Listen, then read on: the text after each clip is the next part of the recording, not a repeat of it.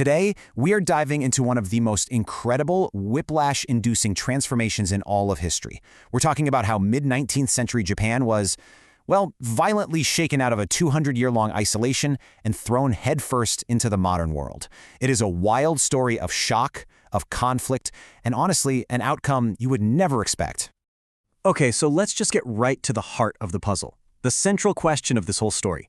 If you travel across Japan, you can find these statues and monuments, but they're not for some national hero. They're for an American naval officer, Commodore Matthew Perry. You know, the guy who literally showed up with a fleet of warships and forced Japan to open its doors. It makes no sense, right? Why would you ever celebrate the person who shattered your peace? Well, the answer starts to come together when you read the inscription on one of those very monuments. And get this, it was written by Ito Hirobumi, who would become Japan's first ever prime minister, a man who actually lived through all this chaos. He calls Perry's arrival the motive force that brought Japan back into the world. To really get what he means, we have to go back to the moment it all started. So let's set the scene. For over 200 years, Japan had basically put up a giant "Do Not Disturb" sign. It was in a state of self-imposed isolation, a period known as sakoku. Foreign contact? Almost zero. And then, one summer day, absolutely everything changed. I mean, just try to imagine this. You're a fisherman in Edo Bay, what we now call Tokyo Bay. The only ships you've ever seen are made of wood and have sails. And then, all of a sudden, these four monstrous things appear on the horizon, moving against the wind, churning up the water and belching this thick black smoke. They were so alien, so deeply terrifying, that the Japanese had a name for them, the Kurofune, the black ships. And the technological gap, well, it was just staggering. It was overwhelming. To put it in perspective, Perry's flagship was a nearly 2,500-ton steam frigate armed with dozens of the most advanced cannons of the day. The biggest ships Japan had, they were maybe 100 tons. This wasn't going to be a fair fight. It wasn't going to be a fight at all. This was a raw demonstration of power. But here's the thing, and this is a really crucial point. While the average person was completely shocked, Japan's leaders, the shogunate, they weren't totally in the dark. You see, through this tiny, super-controlled trading post they had with the Dutch, they were getting yearly intel reports. They knew about the West's industrial power and, most importantly, they knew that Great Britain had just completely crushed China in the Opium Wars.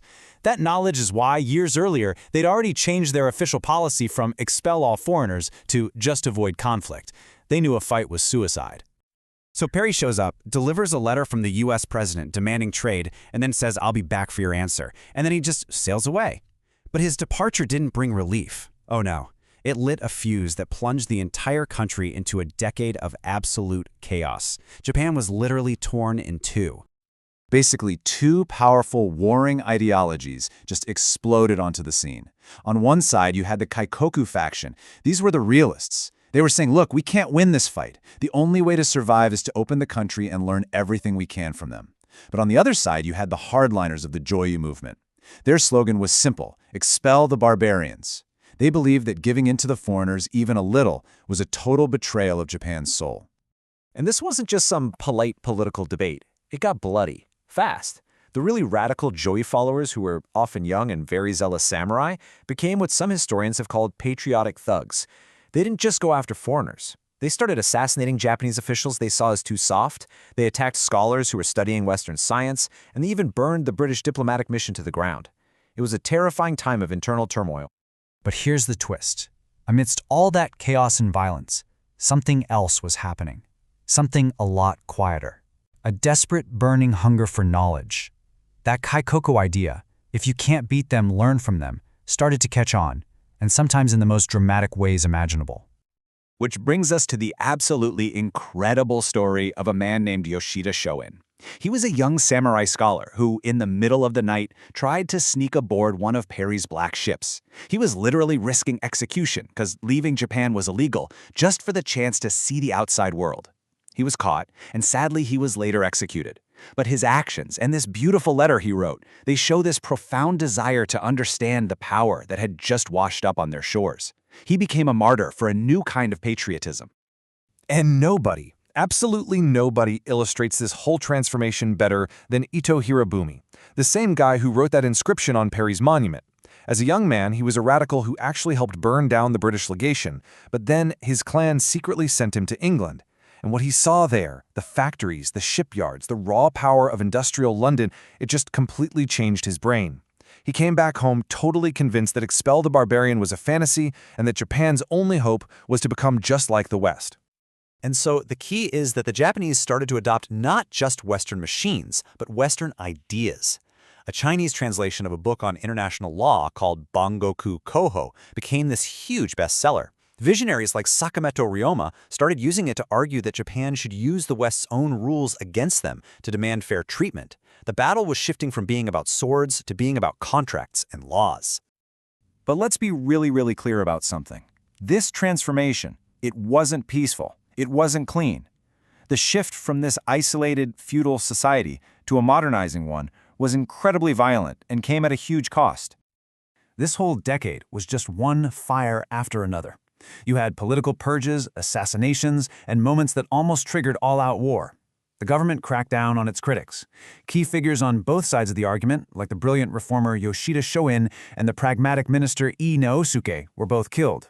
And incidents like the murder of a British merchant nearly brought the entire British Navy down on them. This was a nation literally tearing itself apart in order to be reborn. Which of course brings us all the way back to our original question. After all this violence, all this humiliation, why in the world would you build monuments to Commodore Perry? Why see him as a catalyst and not just as a conqueror?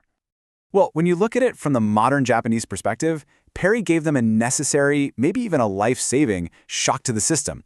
He woke the country up from a very dangerous sleep at just the right moment.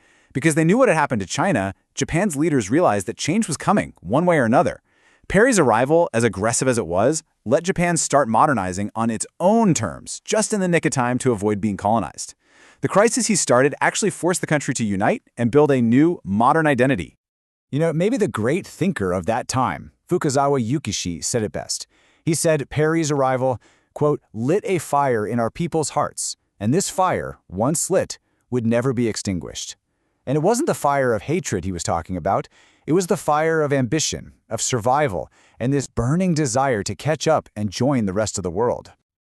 So, what's the big takeaway here?